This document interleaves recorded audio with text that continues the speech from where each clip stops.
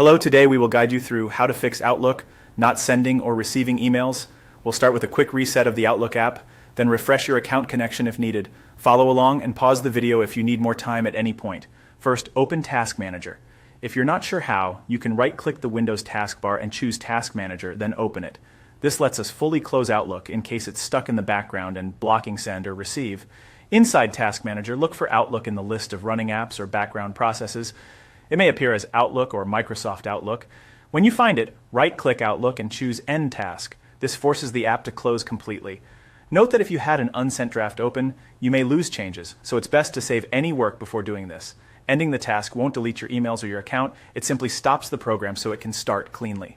Now open Microsoft Outlook again. Give it a moment to load, then check whether new emails arrive and try sending yourself a quick test message. If mail starts flowing, you're all set. If it's still not working, let's refresh your account settings from within Outlook.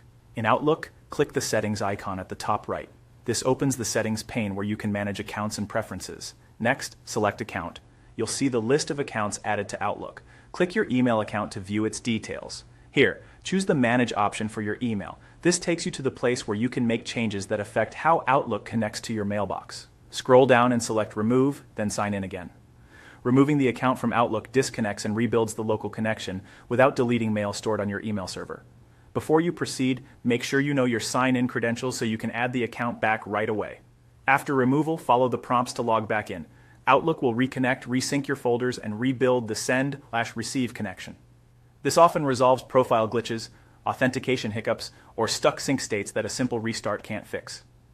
Once you're signed back in, send another test email and confirm that incoming mail appears. That's it. By fully closing Outlook with Task Manager and then removing and re-adding your account, you've covered the two most effective fixes for send and receive issues. Thanks for watching, and we hope your inbox is moving again smoothly.